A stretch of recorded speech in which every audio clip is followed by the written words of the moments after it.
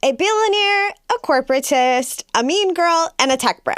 These are the top Democratic candidates the mainstream media are platforming for the California governor's race. This race has been a hot-ass mess from the beginning, starting with now disgraced Eric Swalwell, who was leading in the media polls until he was exposed. Weeks before the primary ballots were sent out, CNN revealed Swalwell had been sleeping with staffers and sexually assaulted some of them. He dropped out a few days after the expose. That left his supporters and establishment Democrats scrambling to figure out who they were going to back next. So, in typical establishment style, they went with Xavier Becerra. As a Democrat, Becerra is as liberal as it gets. A career attorney, Becerra served as Joe Biden's Secretary of Health and Human Services. Prior to that position, he served as California Attorney General. But he was first elected to the U.S. House of Representatives in 1992, and he chaired the Congressional Hispanic Caucus from 97 to 99. And the House Democratic Caucus from 2013 to 2017. So when it comes to establishment experience, the man absolutely fits the bill. But for many progressives, that's actually a red flag. And they have vocally called him out online for being a corporatist. In the race for governor, he was exposed for accepting a large Chevron campaign contribution, maxed it out, and when he was asked about it, he said, Chevron, that's a problem with politics. They're not the bad guy. You need Chevron. I need Chevron. My people of the state of California need Chevron. Chevron wants to give me a check. That's their prerogative. Yeah, not a great answer.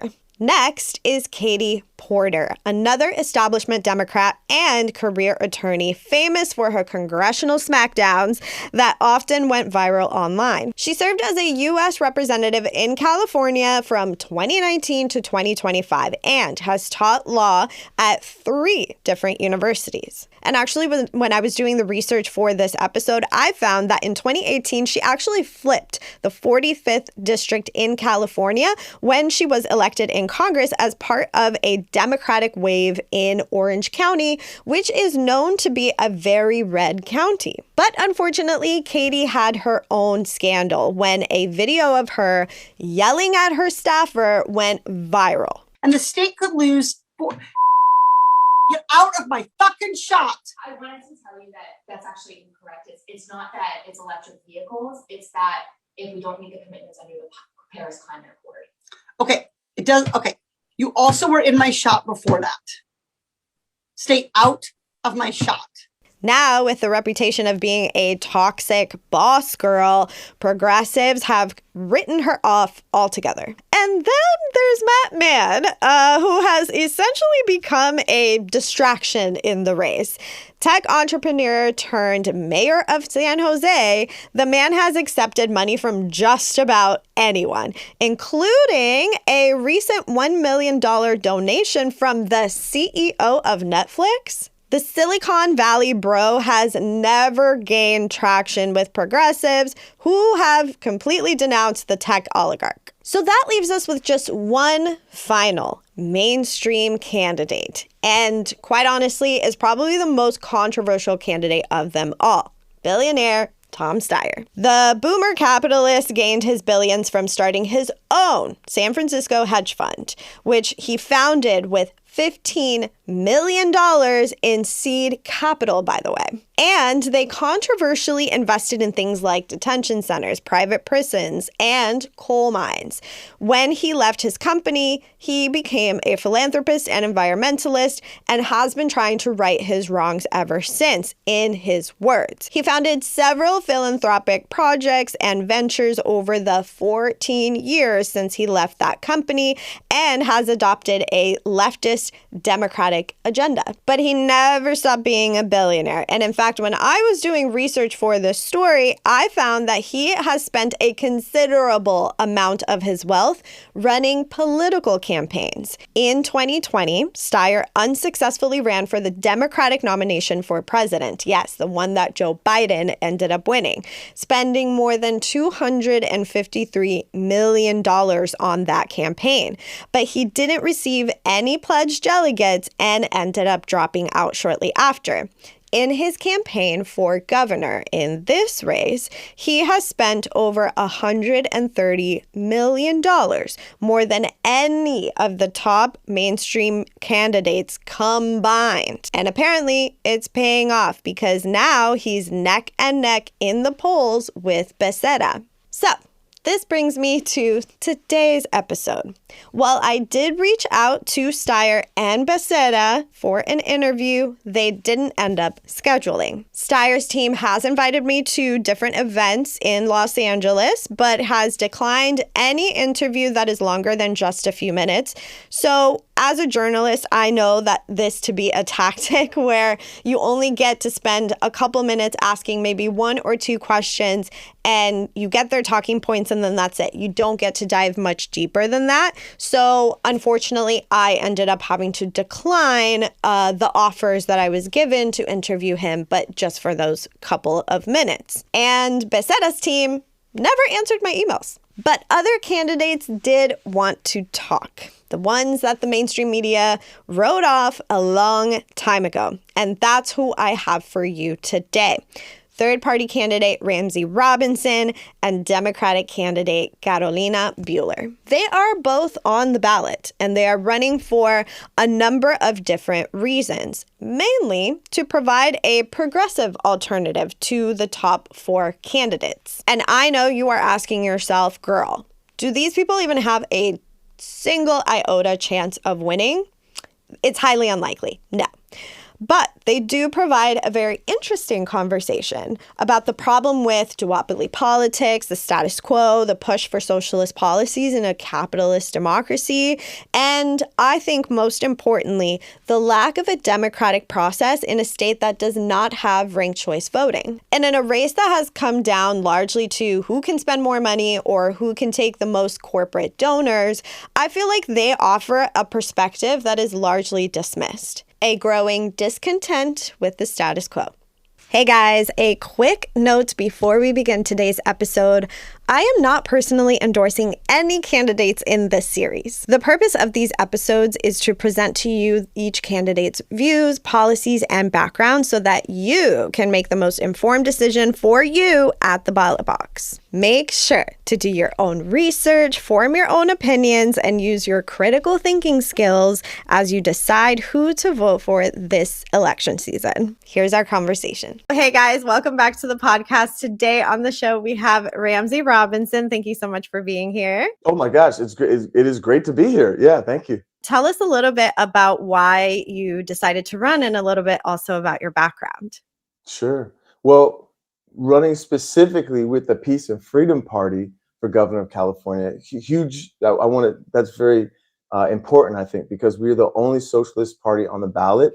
And, you know, socialism is a system that really means that us workers that create everything, that we control that wealth to meet our needs.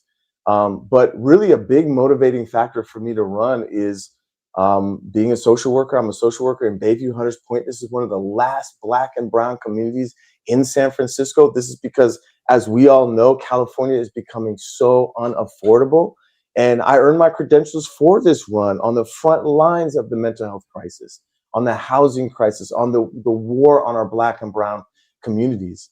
So I didn't go to Wall Street. I didn't go to law school. I went right to work with the people most hurt by this system. And working with these people in this system is the motivation for me to run. Yeah. And your background as a social worker, how has that kind of played a role in your politics? It's a huge factor, because every day that I go into work, every day, because I see about 22 kids on my caseload per week. And when I work with them, trauma, anxiety, depression, grief and loss, it's very clear now as an organizer and a social worker, that the problems that the crises really that these students face that I work with would be vastly diminished if we were living in a society that is socialistic, right? That puts these children's needs first instead of making money.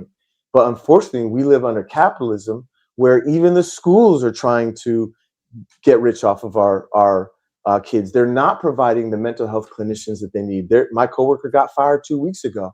And so I started to really put it together that, oh, wow, like the crises that they go through are due to these billionaires outside of the therapeutic room where we work. And if we want to improve the mental health of our children in California and all of us, then we are also going to have to join a mass movement, join a political party that is, as the Peace and Freedom Party is saying, there's no excuse in a $4 trillion economy that these kids don't have everything they need: housing, healthcare, education, all the mental health services they need.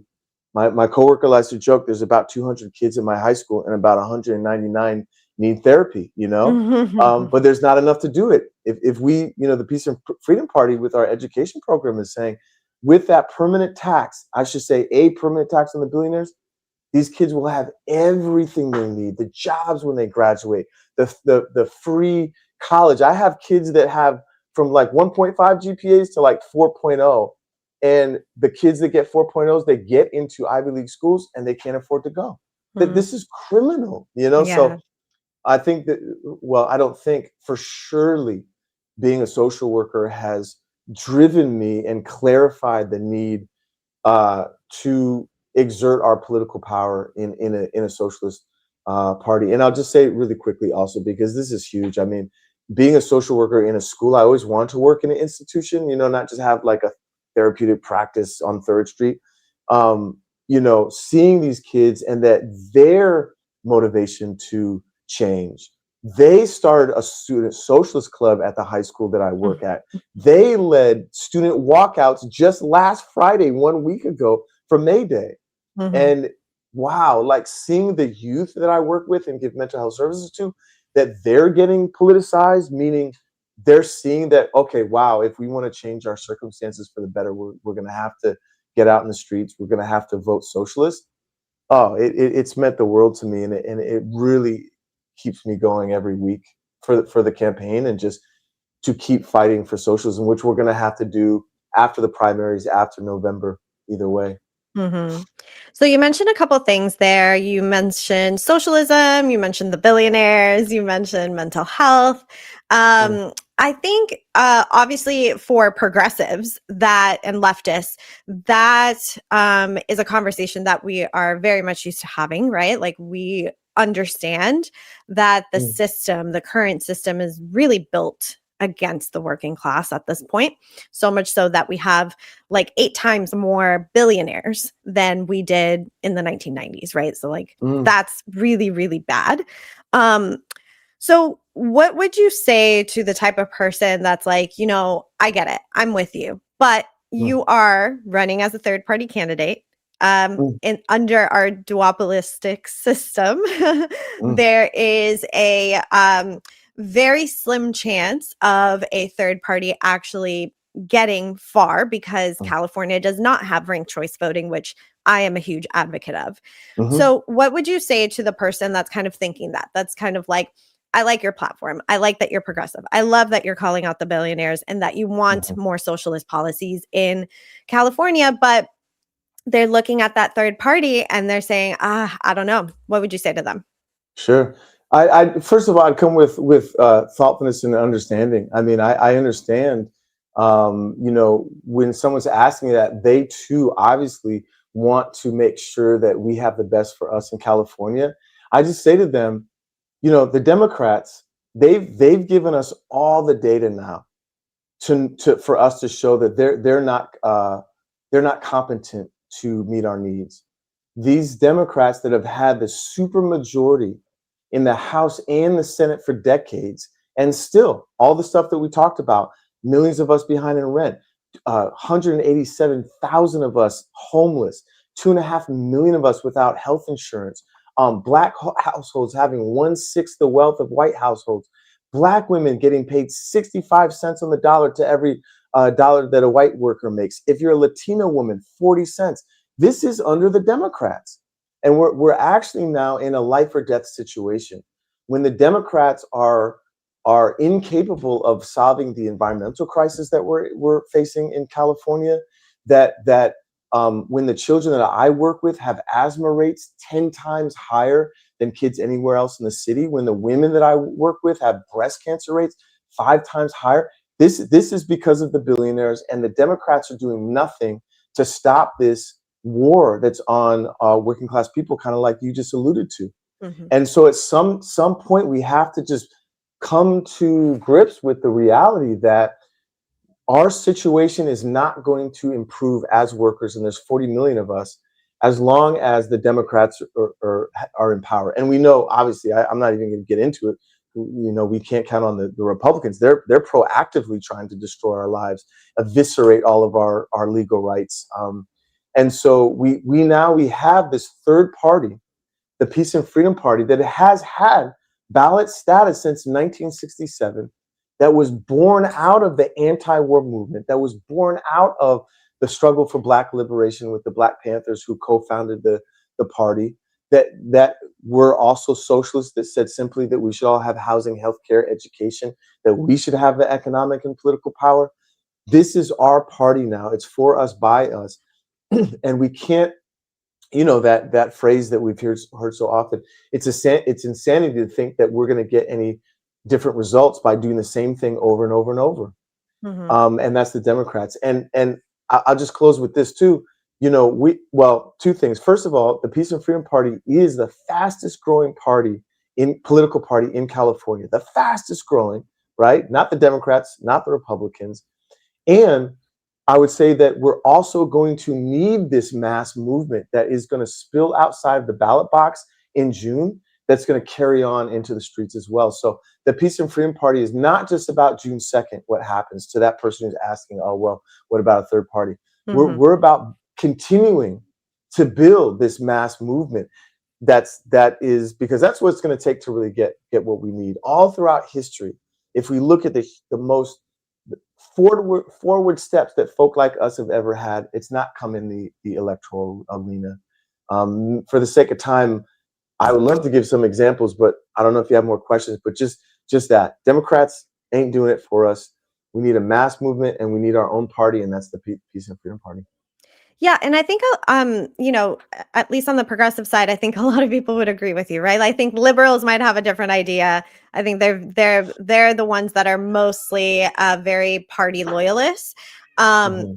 and I think again, a lot of people would agree with you. But California doesn't have ranked choice voting, Mhm. therefore it makes races like this. For a lot of people, it makes them feel like, I have to go with the most viable, in quotes, the Mhm. most viable candidate. So your party is getting quite a bit of critique alongside some other, people. There's like 60 people on the California Mhm. governors list, along with some other people. You guys are getting a lot of pressure to drop out. So how have you kind Mhm. of dealt with that criticism and that pressure? Oh well, it's not us. Remember, we're the only socialist party on the ballot, right? If the Democrats, they're just exposing themselves, and if they're worried about a Republican getting in office, then they need to bow out. Like you said, you have 60 Democrats. That's 60 candidates that are hand in hand with the billionaires that are responsible for all of the crises that we face here in California. It's incumbent upon them to step down, right? We are the only voice that's saying we need to get rid of the billionaires, right? We're the only ones that are pointing to the source of our problems and saying that we need to have a permanent tax on them, right? On the $1.2 trillion that they hoard, that they steal from us to get back everything we need. We're the only ones saying that there is actually enough surplus in California that we workers create to have the dignified and secure life that we all deserve. So there's no way that I could betray the growing movement that's happening that is needing specifically socialism. There's no way that I can drop out. I mean, we have 7,000 volunteers that have knocked on over 30,000 doors in just the last 2 months, spreading this message. And you know, we are the only ones that are actually showing who's really responsible for this, and how we can get that power back. And you know, you talked about viability. Again, the Democrats have had decades to show us if they're viable or not, but still, people in my family are in prison right now as we speak because of the Democrats that are passing racist bills. People in my family right now don't have health insurance, even though they've given birth to children, and you know, childcare is $22,000. I mean, we can't again continue to expect that the Democrats are going to save us. We're going to save ourselves, and that's why we need our own party.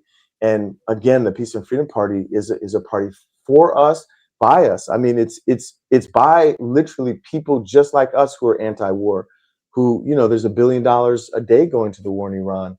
That money should be going here. It's for us. It's a party unlike the Democrats. They're saying that we should have the economic and political power. We're done asking them, hey, can you give us this? Can you give us that? And then maybe if we make enough of a noise, they give us a concession, and then we turn our backs the next year and they take it back. No, we need political power. And that's exactly what the Peace and Freedom Party is offering, as well as an invitation to this mass movement to get the things that we deserve. How would you kind of handle the situation that we had last year where the National Guard was sent out specifically to Los Angeles? And, you know, we saw the militarization of our city down here. How would you have handled a situation like that? Oh, sure. Well, first of all, for the National Guard, again, the governor, Newsom, has the authority, right, to tell the National Guard to stand down and go home. He didn't do that. And I would, right? This campaign is about power and about taking back power for us. Also, AB 34, we claim to California to be a sanctuary state, but that's not happening. We know that local and state agencies are sharing data with ICE, right? That's illegal for them to do. Right. We know that. I was actually on I was talking to some organizers up in Ventura County. Shout out to Ventura Defensa. These are folk just like us that are getting out and protecting and standing with our immigrant communities in the face of ICE attacks. And they're telling me about how ICE will contact the local police there and say, hey, we're about to do a raid. Can you support? And they support. So the first thing that I would do as governor is I would make California the sanctuary state that we claim to be. Specifically, I will ban all local and state agencies from colluding with ICE. You don't do that. That's illegal. And if they do, those officers will be prosecuted and they will be decertified. We're not playing around here. If you are complicit and breaking the law in a way that is ripping up families, folk that have the same skin color as us, right? We are going to use every tool that we have to fight back against ICE and protect our immigrant communities. And we will, with that permanent tax on the billionaires, we can now use state funds to fully fund legal defense, right? Have massive multilingual know your rights trainings all throughout California, to be able to use state funds to fund rapid response networks. You know, right now, well-intentioned organizers are scrapping for crumbs to to protect and defend our immigrant communities, but they need the backing of the state, and that's of course what the Democrats aren't doing. And then lastly, I'll say this too: when we talk about a California for the people and not the billionaires, right? When we talk about taking back that $1.2 trillion that's been stolen from us working people and making sure that all of us have housing, healthcare, education, dignified jobs, that is for everybody in California, documented or not, right? So whether you're documented or not, whether you can vote or not, you are going to also, our immigrant communities are also going to have access to guaranteed housing, fully funded, free healthcare that covers everything: mental health services, reproductive care, gender affirming care, education, cradle to college, these dignified jobs. This is for all of us. And for our immigrant siblings that can't vote if they're not documented. Well, again, this is about building a movement. And you said it yourself, Constanza, like, the Peace and Freedom Party is out there in these streets, right? As soon as Trump got in office, literally the next day we were out in the streets. As soon as he started attacking our immigrant communities, I was out there in the streets organizing tens of thousands of people, really. I'm thinking of one night in particular on Mission Boulevard in San Francisco, where we got about 10,000 people out in the streets, So again, we're a party that fights back, that claps back against the oppression that we're having. And all of these factors, I think, should draw in all of us in California to really start to fight to get this California that we deserve. I interviewed one of your opponents. She is running under the Democratic ticket, and her name is Carolina Buhler. And one of the things that she said is that the reason she decided to run is to push the Democratic Party further to the left. I think a lot of people think of third-party candidates in the same way because third-party candidates tend to be, for the most part, very, very progressive, much more progressive than the Democrats. And we have seen, this is historical. I've done stories on this where we have seen the Democrats over time adopt a lot of the policies that third-party candidates have run on, but have failed to win, in their state or in their cities. Is that something that, you consider as you run, or are you just totally like, I'm totally focused on my campaign and what we're doing?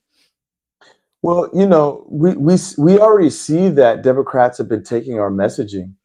They because they see how powerful it is and how the 40 million of us in California that can benefit from that are drawn to it.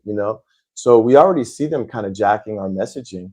But we have no intention of we don't believe, to put it plainly, that we can push the Democrats to be more progressive, because again, they're tied to those billionaires, right? And the billionaires are not going to let them, as long as they're taking all that money, they're not going to let them put forth any of these things. Let's break it down. Housing, again, it's these corporate landlords that are owned by the billionaires that are making money off of, snatching up tens of thousands of homes in California, jacking up the prices, evicting people. So they're not going to let the Democrats that they paid off guarantee housing. So there's no shortcuts here. We really believe that we need a mass movement to get what we need. And I just want to give you maybe 3 examples of this, that where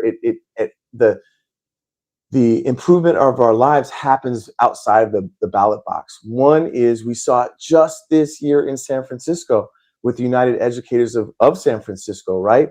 That planned for 5 years, bargained for 11 months, right? And then went on strike. They didn't wait for the legislative body in California to pass bills that are going to make it, give the children what they need and the teachers what they need. They went on strike and they won. And it's really interesting. There's 6,500 UESF labor siblings that went out there. But on day 1 of the strikes, 15,000 people were out there. On day 2, 20,000 were out there. And I say that because it shows that it wasn't just the teachers that went on strike and flex that power that extends beyond the ballot box. It was parents, it was students, it was other workers that are not educators that are connecting our struggles, and that's how they won. I think another good example is the United Farm Workers. I think this was in 2022 where Gavin Newsom, here we are in politics, he vetoed a bill that would have made it easier for us folk to unionize, right? And the bill came up again. Again, we're talking about bills and politics. And he said straight to our faces, I'm going to veto it again. But the United Farm Workers, they didn't wait for Newsom to change his mind. They marched 335 miles in triple-digit heat right to Sacramento and put pressure on the people responsible for the changes that we needed. And that got Newsom to sign that bill. So I think these are examples of how, we're not just trying to push the Democrats more left. We are trying to put pressure on the people that are responsible for our suffering, the billionaires, and start to take back power and put it in our hands economically and politically. And then when we have that economic and political power to plan the economy, to have housing, healthcare, and education, and that's socialism. That is literally the definition of socialism. So we're really a party that's part, again, of a mass movement that is not waiting for the Democrats to give us what we need. You know, they're taking it upon ourselves to get it. One of the things that I saw that was really interesting is your party and the Green Party have been, partners and have coalesced in the past. Very nice. And I think I saw that there was a little bit of drama with you running and Butch Ware running. But tell me a little bit about why you decided to run in this case and not necessarily do like a coalition, which would actually help to boost third-party candidates if you coalesced your supporters. So what was the reasoning behind all that? Well, first of all, I think it's really important to note that we actually have, because you said the Greens and Peace and Freedom parties worked together in the past. Well, we have a left unity slate. So the Greens and the Peace and Freedom Party, this is so important because we need this unity on the left, and we don't want anything to get in the way of us building a mass movement to get the power we need. And we have it already with the Greens. We are supporting any Green that is not running for the position that we are. So we already have that unity slate. I think that's so important for folks to know. And also, we were never running against the Greens. We were always running and are running against the system, and so we don't divide the left at all. We build unity with the left unity slate, and we make sure that we're putting our time and energy on the ones really responsible, again, for the suffering that we have here in California. And the suffering that we're having and experiencing here at the hands of the billionaires require us to continue to unify, continue to have a left unity slate and move forward. And then also I'd say as well is that, to the Peace and Freedom Party, it's actually more democratic to have different voices, I should say, excuse me, like it's more democratic, like to say, oh, you know what, like this candidate for state controller, we have Megan Adams running for state controller. Obviously, I rock with Megan Adams. She's saying that she's going to divest money from Israel too, but people can have another option, even on the left.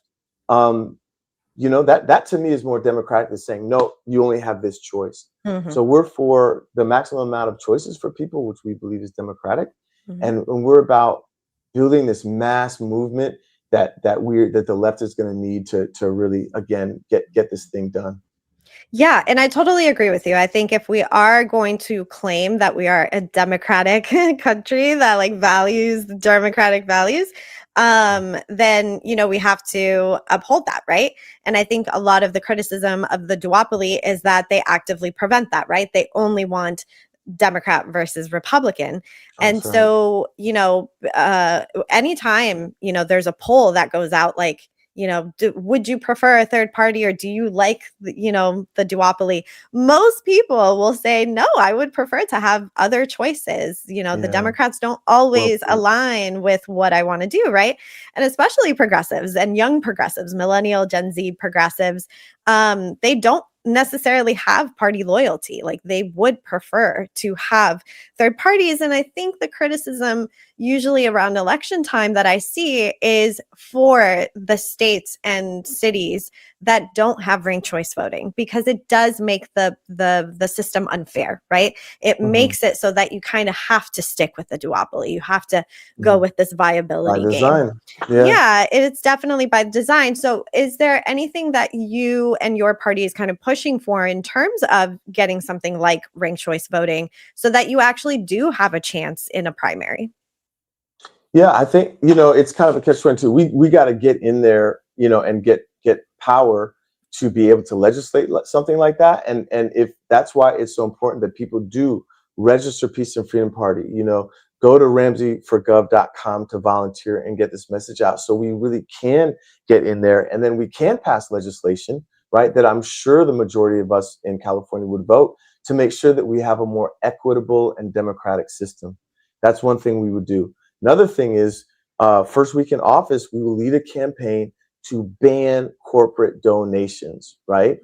There's no, I mean, it's really a crime that the loudest voices in Sacramento are the ones with the deepest pockets, you know? And so we're saying, yeah, let's see what the people want. If we take these billionaires out, if we take these corporate donations out of the political realm, let's see what we're left with. And then we can really start pushing things that are going to vastly improve our lives. So yeah, but one, you know, we need to get in office to do that. And that's why we urge everybody to register Peace and Freedom Party. Shout out to you. I agree with you. Not even just agree, the numbers show it. 74% of Americans believe that we need a third party separate from the Democrats and Republicans. So this is the majority of us that already are like willing to go with a third party. And like I said, the Peace and Freedom Party, you know, started out of the anti-war movement and the Black liberation movement, co-founded with the Black Panther Party. You know, we are that party that is the fastest growing party in California. And a win for us is to continue to build this party up as, and I know I've said it, but it really bears worth repeating. And because that's why I really urge folks to volunteer with us on our website and come out in the streets whenever there's any sign of oppression, of racism or war or exploitation or xenophobia or sexism. This is where parties organize between election cycles. And I'd urge everybody to check out the Party for Socialism and Liberation, because win, lose, or draw in June or win, lose, or draw in November, the Party for Socialism and Liberation is going to be there in the streets between election cycles, building the power we need to make sure that we challenge the billionaires and ultimately make sure that we have the political and economic power. Yeah. All right. So I want to do, before you go, I want to do a quick rapid fire, if you will entertain me. So I love rapid fire, low key. Okay. And it should be pretty easy. I'm pretty sure I know the answers to this. Okay. So number one, defund the police. Yes or no? Oh, you know, yes. Oh, and there's so much to say. I wish we had another hour to talk about that. We are going to defund the police. Yes. Abolish ICE. Abolish ICE. Yes. Healthcare for all. What? You already know. The answer is yes. Taxing the rich. What? The flagship of our program? Yes, tax the rich. Free Palestine. Free Palestine. And not only that, divest from these warmongers, from these war weapons manufacturers, but invest in our communities. Yes. Cool. And the last one is very personal to me, an independent Puerto Rico. Yes, absolutely. Ooh, get the boot of the U.S. off of everybody around the world. We got no business being anywhere meddling in their business. Yes, a free Puerto Rico, 100%. Awesome. Well, Ramsey, thank you so much for joining me today. I really appreciate it. Thank you so much for having myself on, representing the Peace and Freedom Party as well. And for anyone that's interested, I know I dropped it before, but you can go to ramsey4gov.com. You can look at our whole platform, sign up to volunteer. Like I said, 7,000 volunteers knocking on 30,000 doors in the last 2 months. Let's get this message out. Let's vote Peace and Freedom Party June 2nd, and let's continue this movement. Awesome. Thank you. Today, I have a very special guest with me, Carolina. Welcome. Hola, hello. Thank you. Yeah, thank you for being here. So can you tell us a little bit more about your background? Yeah, first of all, thank you so much for saying my name like that. It feels so nice to hear it said like that, so I appreciate it. My background, I interned at NASA for almost a year, and that happened in Ohio. So I really loved that internship a lot, especially like the way of being there really inspired me. Their work-life balance is beautiful, and when I interned there, I think they were rated the #1 work-life balance agency Interesting. Yeah. And you wouldn't think that because, I mean, it's scientists and you're Yeah. like literally doing rocket science, right? Like you wouldn't Yeah. think. It seems like a very stressful type of job, but it's interesting to hear that it's actually like the work-life balance is really good. And you're also currently a student that's about to graduate. Yes. So tell us a little bit about that. Okay, so I'm about to graduate from UCLA this quarter, Okay. spring 2026. Nice. With Earth and Environmental Science, and I'm taking one more class, so I'm hoping to have a minor in geography as well. Oh, hey. Yeah. Awesome. Okay. So, tell us a little bit about your like family backgrounds. Like, did you grow up in California? What's your history like? Okay, so I was born in Mexico, and I think around 2, I came here to the United States, and my family and we all became citizens, and it's because of Reagan. I know he did a lot of bad stuff, but the mass amnesty, Right. you know, Right. I got to thank him for that. Yeah. Yeah. I grew up in California. Okay. Yeah, grew up in California. Which parts of California? Southern California, so the valley mostly. Awesome. Awesome.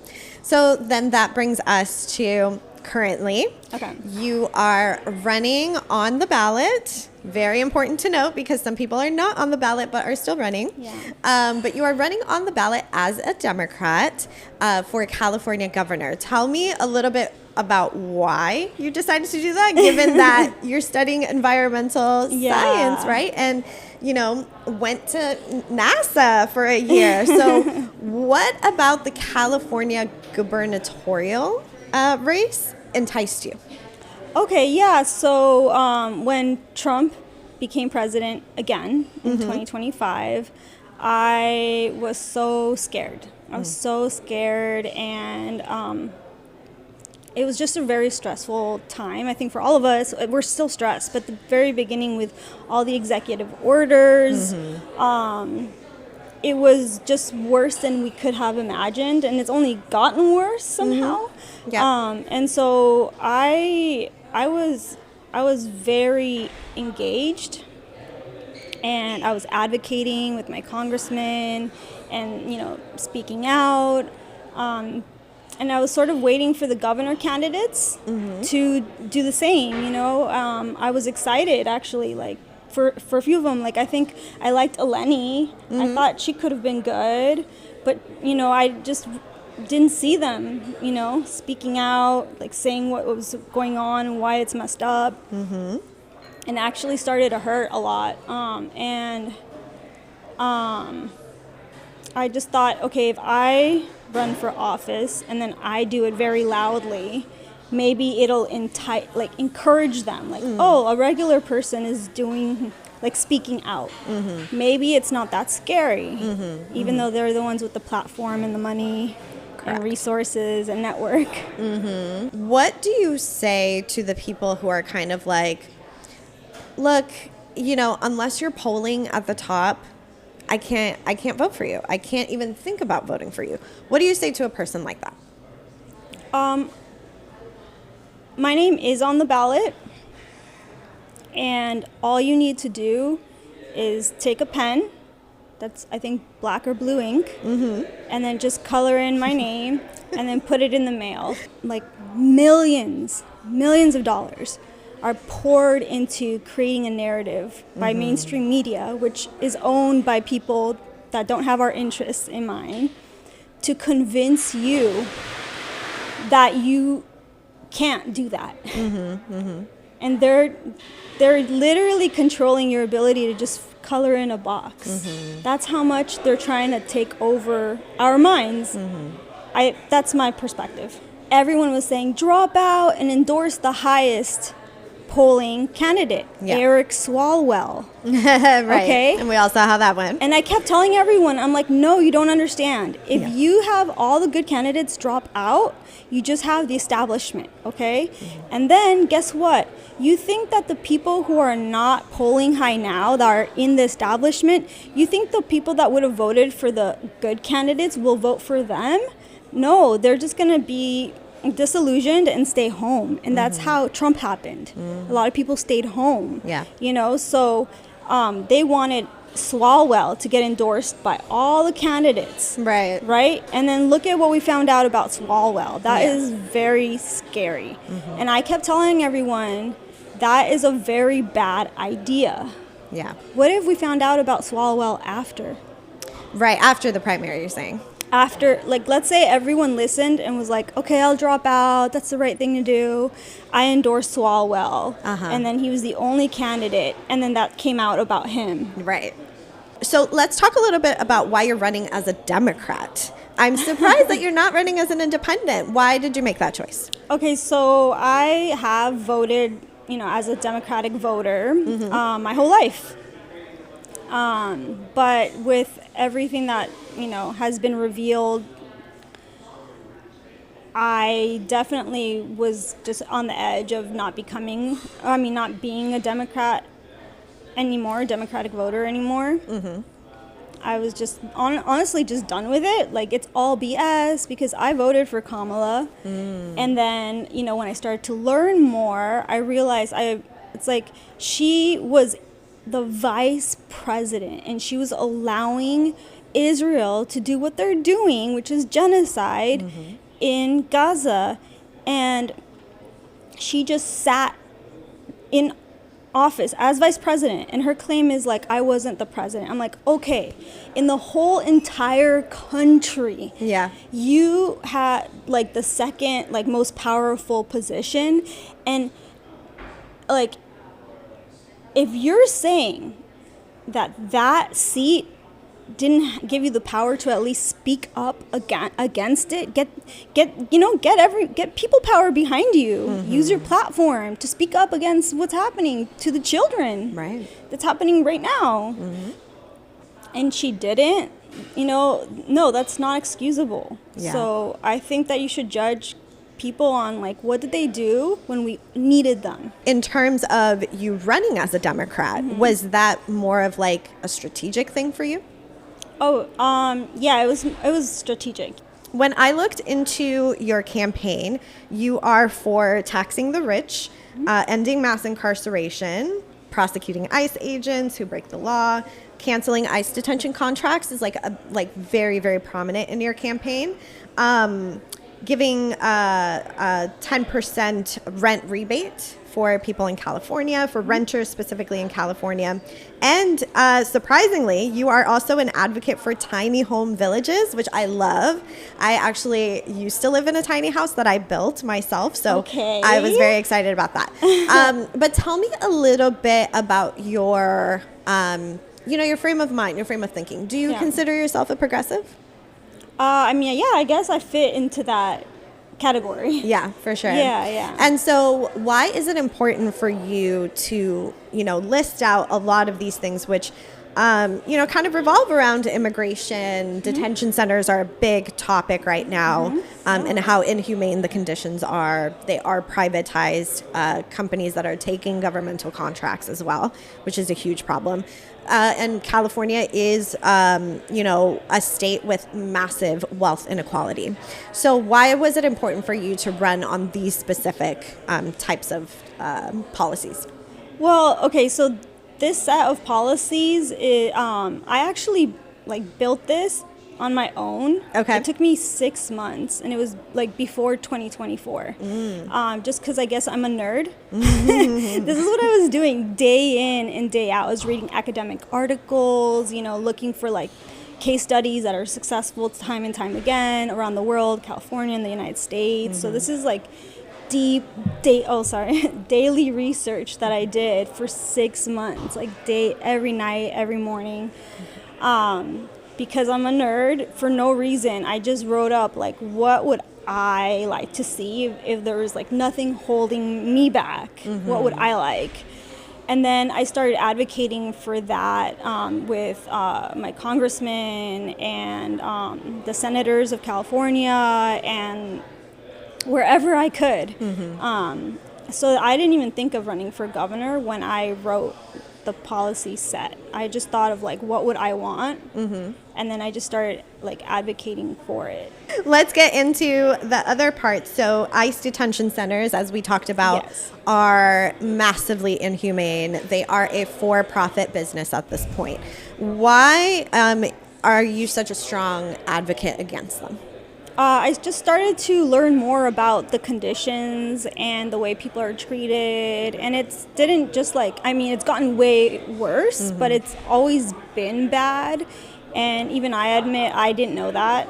Because detention centers are supposed to be a place that like, when someone comes from another country and they're being evaluated on like, you know, what paperwork they need to fill out, depending on their situation, they need a place to stay overnight, like for maybe a night or two.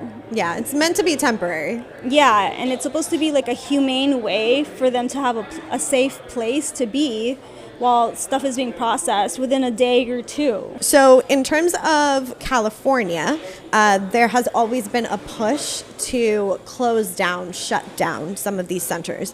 Is that something that you're advocating for, just like a complete shutdown?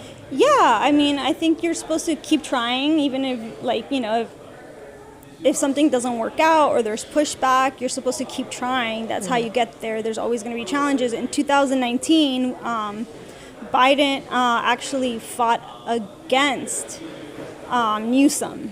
Newsom wanted to shut down all detention centers, and the law passed, but then Biden fought that and won. In terms of ICE, your platform says that you want to prosecute ICE agents who have caused some sort of harm or violated the law or violated people's civil rights, I should say. Are you for abolishing ICE? 100%. My policy, if you look at the big, like if you make it into an acronym, the whole long name of that policy, it's Arrest ICE. Okay. And I was the first candidate out of all of the candidates to have a policy that would straight up say that we would prosecute ICE agents. You are very, very much somebody who wants to advocate for the Palestinian cause. So tell me a little bit about why that's important to you and how, you know, the California governor's role could affect, you know, in terms of Israel lobbying. Okay, yes. So I have friends that advocated for Palestinian lives, and you know, I'm going to admit I didn't think it was something I could do anything about. So it was just something we would just kind of talk about, like it's sad that it's happening. For a long time, I'm not gonna lie, you know, but when I started doing more and more research, especially 2024 and then 2025, I realized that California is actually one of the largest producers of the weapons and bombs. I don't know if I can say those words, but you know, go ahead. That we send to Israel to this day, that's killing children. Because Gaza is mostly children. So that's California. And so the governor can actually set the agenda for the law that he'll either approve or veto. And so the agenda I would set is that any company that's producing anything that is assisting genocide, the parameters of genocide, which, you know, are set by international law, then that is not allowed. Thanks again for coming on. I wish you the best of luck. Thank you so much.